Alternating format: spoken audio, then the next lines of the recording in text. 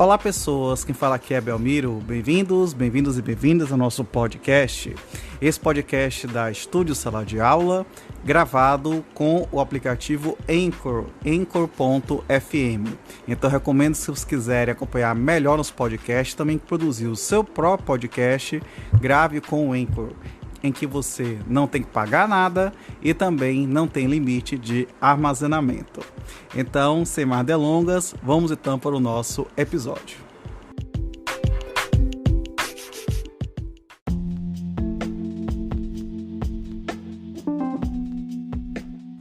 Livro 4 do Direito de Família, Título 1 do Direito Pessoal, Subtítulo 1 do Casamento, Capítulo 1 Disposições Gerais.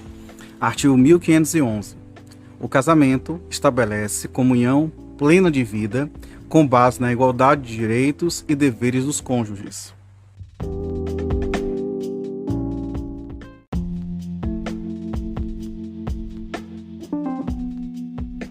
Artigo 1512.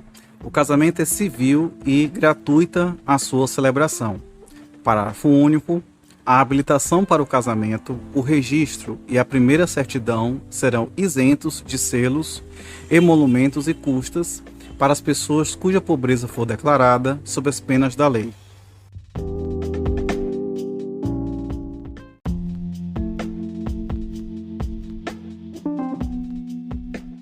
Artigo 1513. É defeso a qualquer pessoa, de direito público ou privado, interferir na comunhão de vida instituída pela família.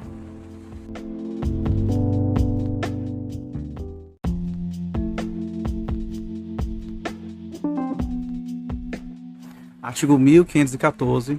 O casamento se realiza no momento em que o homem e a mulher manifestam, perante o juiz, a sua vontade de estabelecer vínculo conjugal e o juiz os declara casados.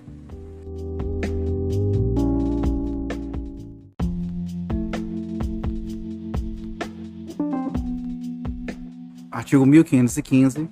O casamento religioso, que atender às exigências da lei para a validade do casamento civil, equipara-se a este, desde que registrado no registro próprio, produzindo efeitos a partir da data de sua celebração.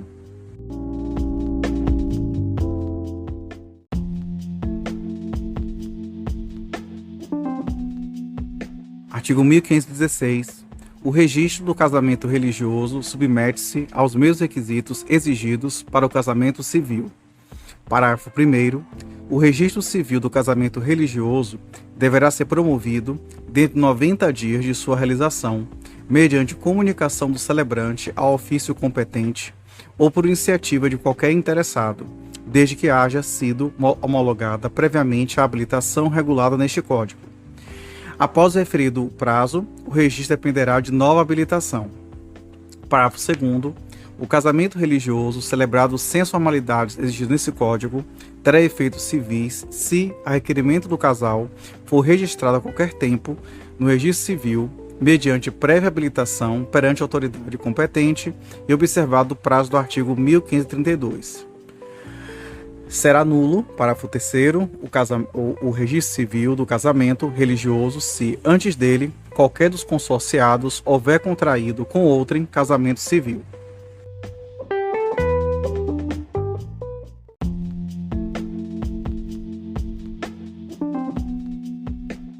Capítulo 2 da capacidade para o casamento. Artigo 1517. O homem e a mulher com 16 anos podem casar, exigindo-se a autorização de ambos os pais ou seus representantes legais, enquanto não atingida a maioridade civil. Parágrafo único. Se houver divergência entre os pais, aplique-se o disposto no parágrafo único do artigo 1631.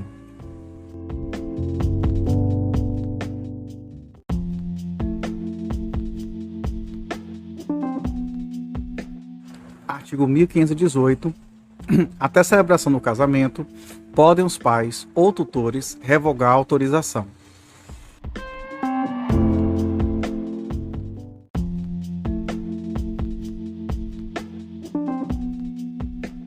Artigo 1519. A denegação do consentimento, quando injusta, pode ser suprida pelo juiz.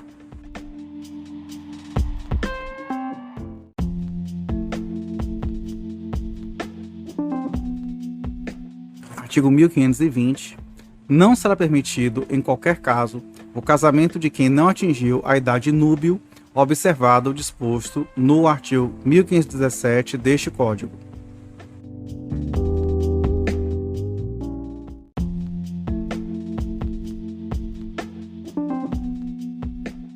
Capítulo 3. Dos impedimentos. Artigo 1521. Não podem casar. Inciso 1. Os ascendentes com os descendentes, seja o parentesco natural ou civil. Inciso 2. Os afins em linha reta. Inciso 3. O adotante com quem foi cônjuge do adotado e o adotado com quem foi do adotante. Inciso 4. Os irmãos, unilaterais ou bilaterais e demais colaterais até terceiro grau, inclusive. 5. O adotado com filho do adotante. Inciso 6. As pessoas casadas. Inciso 7. O cônjuge sobrevivente com o condenado por homicídio ou tentativa de homicídio contra seu consorte.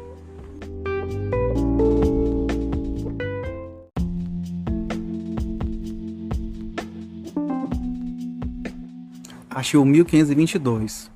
Os impedimentos podem ser opostos até o momento da celebração do casamento por qualquer pessoa capaz.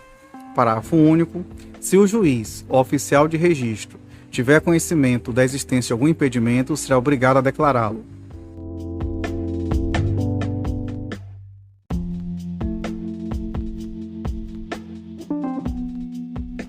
Capítulo 4. Das causas suspensivas. Artigo 1523. Não devem casar. Inciso 1. O viúvo ou a viúva que tiver filho do cônjuge falecido, enquanto não fizer inventário dos bens do casal e der partilha aos herdeiros. Inciso 2. A viúva ou a mulher cujo casamento se desfez por ser nulo ou ter sido anulado até 10 meses depois do começo da viuvez ou da dissolução do sociedade conjugal. Inciso 3. O divorciado, enquanto não houver sido homologada ou decidida a partir dos bens do casal. Inciso 4. O tutor ou curador e os seus descendentes, ascendentes, irmãos, cunhados ou sobrinhos, com a pessoa tutelada ou curatelada, enquanto não cessar a tutela ou curatela e não estiverem saldadas as respectivas contas. Parágrafo único.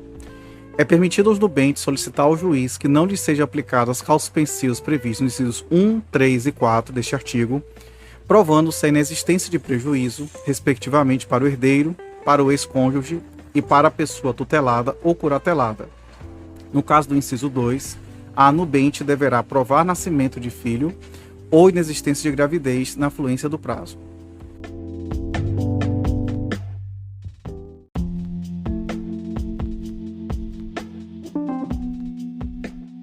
Artigo 1524. As causas suspensivas da celebração do casamento podem ser arguídas pelos parentes em linha reta de um dos nubentes, sejam consanguíneos ou afins, e pelos colaterais em segundo grau, sejam também consanguíneos ou afins.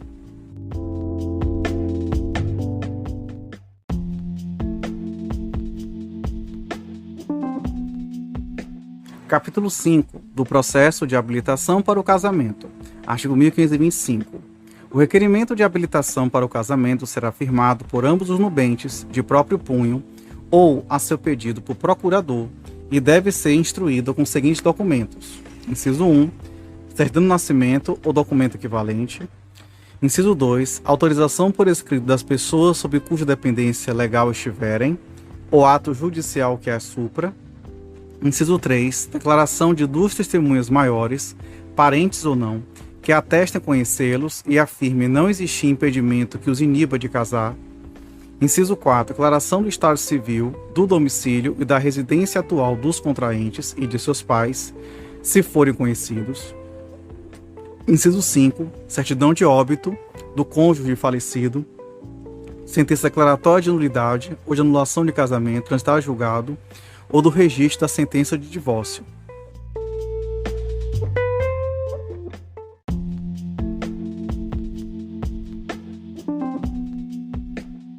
Artigo 1526.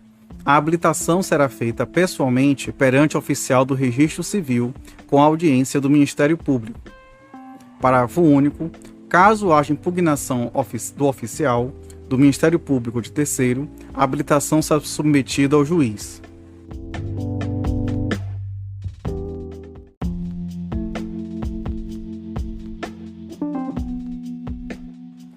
Artigo 1527. Estando em ordem a documentação, o oficial extrairá o edital, que se afixará durante 15 dias na circunscrição do registro civil de ambos os nubentes e, obrigatoriamente, se publicará na imprensa local se houver. Parágrafo único. A autoridade competente, havendo urgência, poderá dispensar a publicação.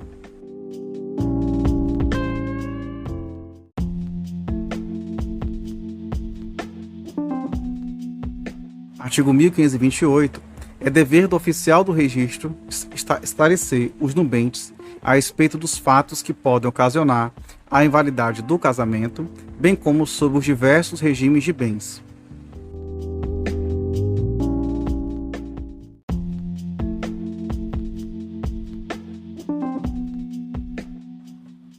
Artigo 1529.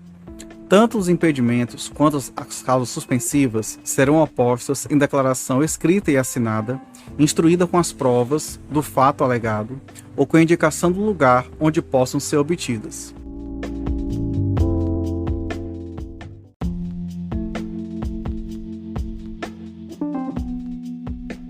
Artigo 1530. O oficial do registro dará aos nubentes ou a seus representantes nota da oposição, indicando os fundamentos, as provas e o nome de quem ofereceu. Parágrafo único. Pode os nubentes requerer prazo razoável para fazer prova contrária aos fatos alegados e promover as ações civis e criminais contra o oponente de má-fé.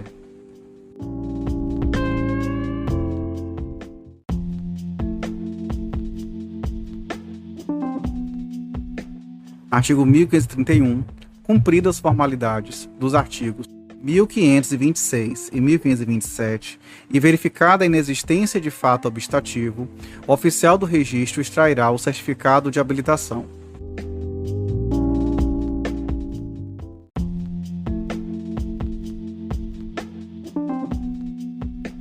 Artigo 1532. A eficácia da habilitação será de 90 dias a contar da data em que foi extraído o certificado.